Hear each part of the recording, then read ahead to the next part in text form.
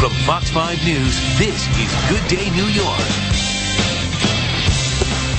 Rosanna, over to you. Greg, well, the medical examiner's office has confirmed a body found in the Harlem River is that of Rutgers student Tyler Clementi. It is believed that Tyler jumped to his death off the George Washington Bridge after a video of him kissing another man was put online. 2 Rutgers students accused of setting up that webcam and streaming it have been charged with invading Tyler's privacy. Well, now the prosecutor's office is considering hate crime charges. But is this a case of cyberbullying? What else could have been done to prevent this tragedy? Joining us right now, Deputy Legal Director for the gay advocacy group Lambda, legal Haley Gornberg as well, here as well, and then Ginger Lieberman. She is a Long Island educator who's been working to prevent cyberbullying. Thank you so much for being here this morning. Let's start with you, Haley. Do you consider this case cyberbullying? Because was there a threat? Was there some kind of threat to this young man that they were going to, if you didn't do this, you know, we wouldn't put this on the air? Would you consider this cyberbullying? I consider this harassment based on somebody's identity, their sexual orientation, and we see that played out and triggering suicides actually across the nation, whether it's happening over cyber waves or happening in person. What we have is a wave of suicides that are finally hitting the front page, and we need to do everything that's within our power to stop them. This has been a problem for years. The American Medical Association has documented it, and that's years back when they were collecting studies in 1999. This is an old problem. But they've done nothing about it. Yeah, but they've done nothing about it. Is there a way legally, you're in the legal profession, I think the idea of it being anonymous out there, that kids can go on there without giving their name, allows them the freedom to say anything they want that's hurtful. If that's given up, do you think that could change the way the internet operates? I think that the internet is a tool for good or evil. It is just a tool. In this case, I agree with you. The anonymity and the ability to get into people's lives using the internet can be extremely damaging. If the reports are to be borne out, this young man was also accessing the internet looking for support. And people who are isolated, especially based on their identity, often use the internet for that support. We see that playing out with websites now, with the It Gets Better project that's getting headlines as well, as it should.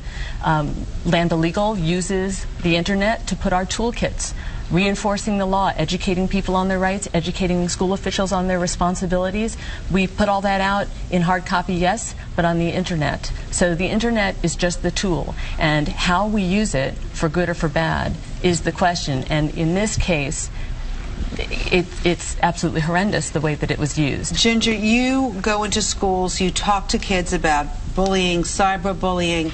Do they understand? I mean, what is the age you think that it really clicks in their brain that what they do has consequences? 25.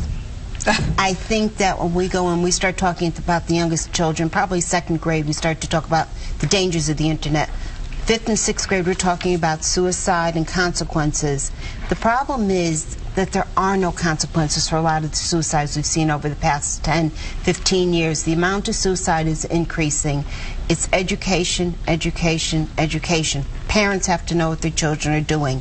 They have to be aware when their kids are on the internet. It's so hard to police your kids 24/7. But you should have an idea of what they're doing. And I think the other thing we have to talk about is that there are a lot of victims here. You've got the child who committed suicide. You have the boy he was with. Everybody has seen at Rutgers his face. They know who he is.